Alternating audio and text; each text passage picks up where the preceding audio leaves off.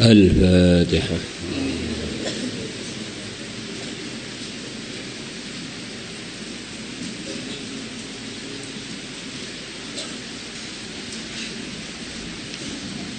بسم الله الرحمن الرحيم.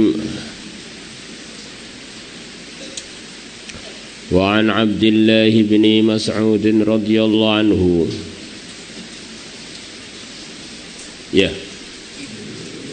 Qala, beliau mengatakan, qala telah bersabda Rasulullah sallallahu alaihi wasallam, ala uhbirukum, maukah kalian aku beritahu,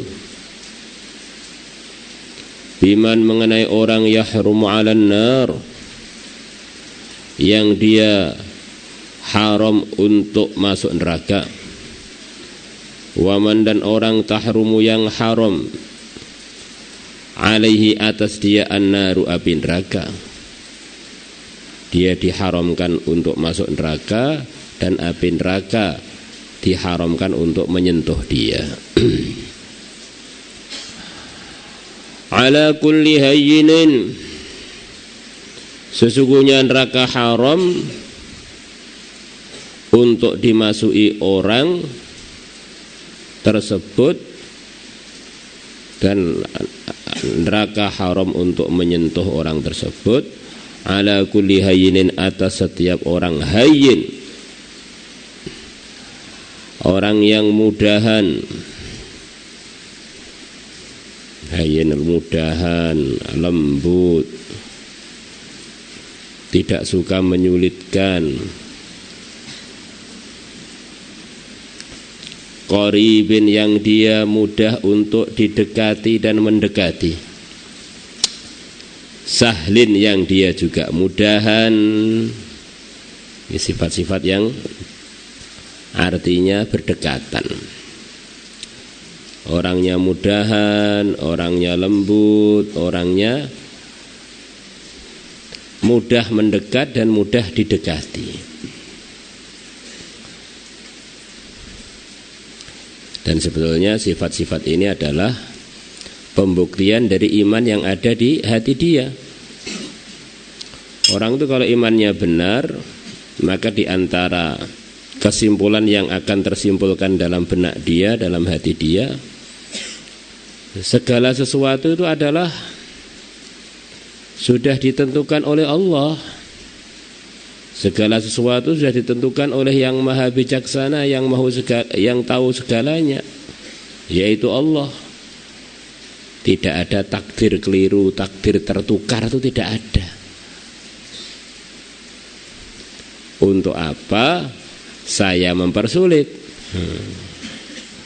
Untuk apa saya punya akhlak yang seakan-akan dari akhlak saya itu saya khawatir kalau takdir tertukar.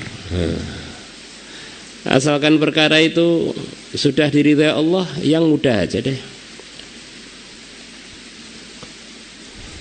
Milih baju aja 1 hari belum selesai, milih serandal 1 minggu belum selesai, orang sulitan. Ini termasuk sifat yang perlu kita usahakan. Layyinin, lembut. Orang itu kalau imannya benar, di antara kesimpulan yang akan tersimpulkan dalam hatinya, segala sesuatu itu milik Allah. Segala sesuatu itu kalau saya berbuat baik dengannya akan mendekatkan saya kepada Allah. Maka tentu saja saya tidak berani berbuat yang selain kelembutan kepada milik-miliknya Allah itu, kecuali perkara-perkara yang memang kita diperintahkan untuk ada ketegasan. Tapi asal dan asas pemikiran itu bagaimana kita ini berbuat kelembutan. Qaribin sahlin, orang itu kalau imannya benar, maka di antara kesimpulannya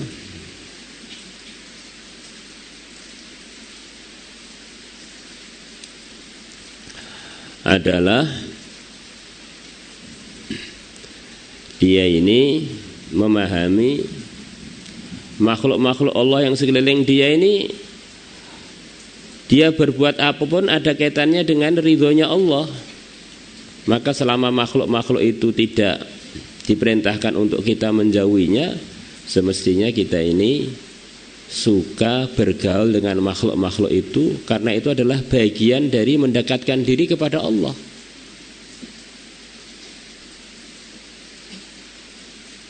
Maka ceritanya orang-orang soleh dulu itu diantaranya adalah ngerawat barang-barang, bukan hanya manusia, bukan hanya hewan, barang-barang yang kira-kira kalau ngerawatnya itu mendekatkan diri kepada Allah, maka dia rawat.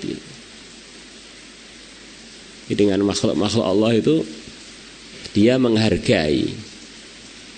Dan itu telah dicontohkan oleh yang mulia Nabi besar Muhammad SAW.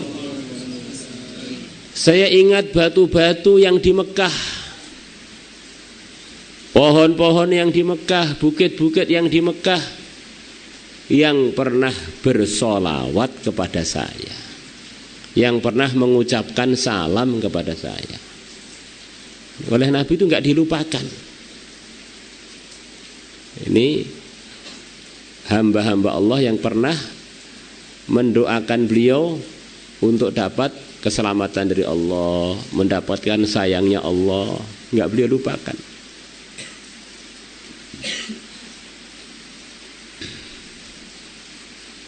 Bagaimana tangisannya pohon kurma yang ditinggal Nabi tidak dipakai lagi untuk mimbar, untuk sandaran khutbah.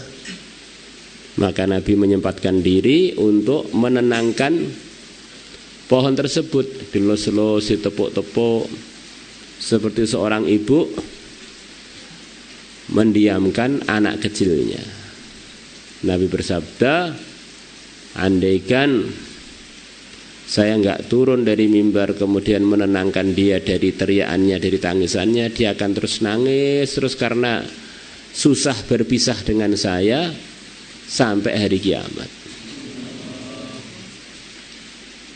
Maka ada orang-orang zaman dulu ngerawat tasbih, ngerawat alat-alat ibadahnya. Kita kan, ayah kami dulu Kiai Mahmud punya guru namanya Mbah Ghazali Kertensana. Mbah Ghazali ini punya lentera, punya lampu kuno yang sering menemani beliau untuk pergi ke masjid sekian lama, sekian tahun, bahkan mungkin sekian puluh tahun.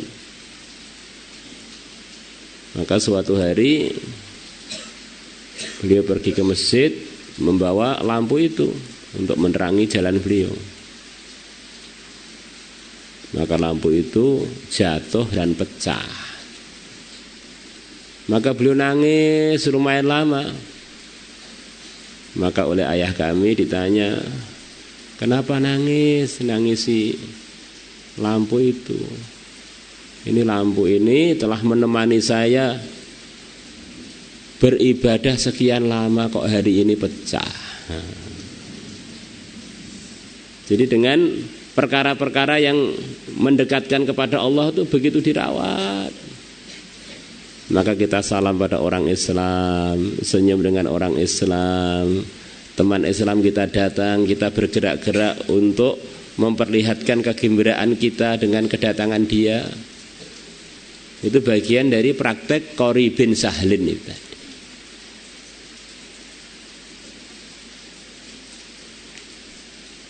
Dengan hewan-hewan yang tidak diperintahkan untuk kita menjauhinya, kita juga harus meyakini ini adalah milik Allah. Maka saya harus berusaha mendapatkan ridhonya Allah dari makhluk di sekelilingnya ini, makhluk-makhluk yang di sekeliling saya ini. Wa an Abi Hurairah radhiyallahu anhu Rasulullah sallallahu alaihi wasallam qala, Nabi bersabda, kana ada rajulun, seorang laki-laki yudayinun nas, dia suka bertransaksi utang piutang dengan orang. atau dia suka menghutangi orang-orang. Wa kana yaqulu li fatah, dan adanya dia bilang kepada budak dia, kepada pekerja dia. Banyak orang berurusan utang piutang dengan dia. Dia pesan kepada petugas dia yang bagian ngurusi utang-utang itu. Idza laqita mu'siran, kalau kamu menemukan mu'siran, orang hutang yang sedang kesulitan dalam membayar hutangnya, fatajawaz anhu, maka maafkan darinya. Maafkan aja. Maafkan itu bisa dua arti. Memaafkan dengan arti ditunda pembayarannya, saklonggarna lah. Itu juga bagian dari tajawuz. Atau karuan memang diikhlaskan. Ini tajawuz dengan sempurna. La'allallaha, semoga Allah yatajawazu anna, memaafkan anna kita. Ya, dimaafkan aja, ditunda pembayarannya, atau karuan diikhlaskan, enggak usah disuruh bayar lagi. Harapannya biar Allah memaafkan saya, kata majikannya begitu itu. Falaqiyallaha, maka laki-laki tadi yang telah pesan kepada budaknya kalau ketemu orang yang kesulitan bayar utang suruh memaafkan, dia ketemu dengan Allah di akhirat sana. Fatajawaza anhu, maka Allah pun memaafkan anhu padanya. Memaafkan dia karena dia suka memaafkan utangnya orang pada dia. Rawahul Bukhari wa Muslim, Imam Bukhari Muslim telah meriwayatkannya.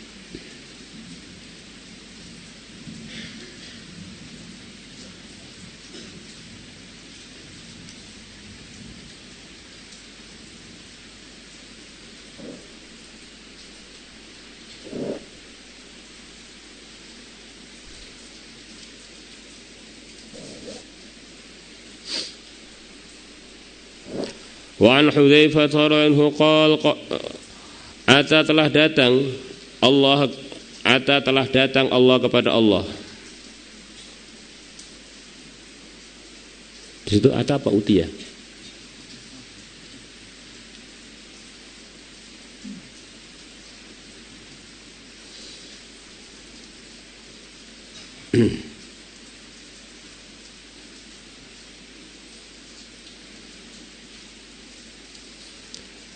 Ata Allah, ata telah mendatangkan malaikat Allah kepada Allah bi'abdi, dengan seorang hamba min ibadihi, dari hamba-hambanya Allah.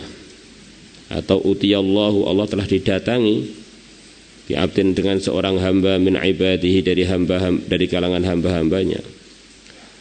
Atahullahu mala, yang Allah telah memberikan kepada hamba tersebut harta. Ada seorang hamba yang kaya didatangkan kepada Allah untuk dihisab. Faqala lahu, maka Allah berfirman kepada hamba yang kaya tersebut, madza amilta fid dunya, apa yang telah engkau kerjakan di dunia? Qal, Hudzaifah mengatakan, wala yaktumuna haditha, dan hamba-hamba Allah tidak bisa menyembunyikan Allah kepada Allah haditsan, berita apapun. Apa yang ditanya oleh Allah mesti akan dijawab dengan sejujur-jujurnya, enggak bisa bohong. Qal, hamba yang ditanya Allah tadi mengatakan, ya Rabbi, wahai Tuhanku, ataitani, engkau telah memberikan kepada aku malan, harta. Fakuntu, maka aku dulu waktu di dunia ubayyun nas, aku berjual beli kepada orang-orang. Wa kana, dan adalah min khuluqi, termasuk budi pekertiku, al jawazu, adalah memaafkan. Fakuntu maka dulu aku uyassiru alal musir, aku memudahkan atas orang yang sedang dalam kemudahan. Orang yang sudah mudah, kalau jual beli dengan saya juga mudah untuk dia, enggak mempersulit. Wa ungdilul mu'sira, dan aku memberikan tempo pembayaran al mu'sira kepada orang yang ada kesulitan. Yang sudah mudah tetap saya mudahkan, yang kesulitan saya beri penundaan. Faqala, maka berfirman Allah Ta'ala Maha Tinggi Allah, aku lebih berhak bidzalika, dengan memaafkan itu, atau bidzalika dengan budi pekerti itu, mingka melebihi kamu. Kamu punya budi pekerti, suka memudahkan orang, suka memberikan penundaan kepada orang yang sulit. Aku lebih berhak untuk melakukan itu melebihi kamu. Tajawazu, maafkanlah oleh kalian para malaikat yang bagian nyatet amal dia, an abdi, hambaku ini. Suruh menghapus semua, suruh maafkan semua tulisan-tulisan kekurangan-kekurangan hamba tersebut, karena hamba tersebut waktu dulu ya sukanya memaafkan orang, memudahkan orang, menunda kepada orang-orang yang perlu penundaan dalam pembayaran. Faqala Uqbah ibnu Amir wa Abu Mas'ud, hakadha sami'na, beginilah kami telah mendengar hadis tersebut min fi Rasulillah, dari mulutnya Rasulullah yang mulia sallallahu alaihi wasallam. Rawahu Muslimun, Imam Muslim telah meriwayatkannya. Sebagaimana keterangan pertemuan sebelumnya, kenapa orang ini kok dimaafkan oleh Allah, dapat anugerah macam-macam? Di antaranya karena dengan sebab budi pekerti dia, hamba-hamba Allah yang berdagang dengan dia, hamba-hamba Allah yang utang piutang dengan dia, tidak jadi makan yang haram. Akhirnya dengan sebab dia, berapa banyak kebaikan masuk dalam kehidupan orang-orang yang dia mudahkan itu. Ada orang datang pada seorang ulama, saya ini banyak dizolimi oleh teman saya, oleh kerabat saya. Banyak sekali lah orang yang berbuat kezaliman kepada saya. Apa solusinya? Padahal kezaliman kan mendatangkan hal-hal enggak baik di dunia, wabil khusus untuk orang-orang yang melakukannya kepada saya. Mudah. Kamu maafkan semua yang menzalimi kamu, sudah kezaliman hilang dari mereka, mereka dimaafkan oleh Allah, kamu sudah memaafkannya. Jadi di antara cara menghilangkan kezaliman-kezaliman di dunia, yang akhirnya dari kezaliman itu datang macam-macam musibah, bahkan macam-macam azab, itu adalah kalau orang Islam yang dizalimi itu memaafkan semua yang menzalimi, akhirnya dunia ini jadi terang. Enggak jadi datang azab, enggak jadi datang macam-macam musibah. Kok enak sekali Pak, maafkan. Nah, orang itu memaafkan kan sepertinya untuk orang lain, sebetulnya untuk diri dia sendiri. Allah akan suka kepada dia, Allah akan memaafkan dia, Allah akan beri anugerah-anugerah khusus kepada dia. Tidak ada hakikatnya orang itu berbuat baik untuk orang lain, itu hakikatnya nggak ada. Kalau dia mau mikir itu balik kepada dia sendiri. Maka pertimbangan itu adalah bagaimana saya dengan Allah, jangan dengan makhluk. Makhluk itu kan nggak tempatnya pertimbangan, itu hakikatnya. Makhluk itu berubah-ubah terus. Kalau pertimbangan kita ini makhluk mumet kita, makhluk itu banyak. Nah, jadi kalau pertimbangannya ridhonya Allah, Allah hanya satu, maka mudah. Untuk mengambil sikap itu mudah. Tetapi kalau yang dicari itu adalah bencinya makhluk, kita mau balas, atau senangnya makhluk, kita pengen disenangi makhluk, yaitu perkara yang tidak akan bisa memuaskan kita selama kita di dunia ini. Pengen semua makhluk suka pada kita itu ghayatun la tudrak, kata para ulama. Itu adalah satu target yang tidak akan bisa dicapai oleh siapapun.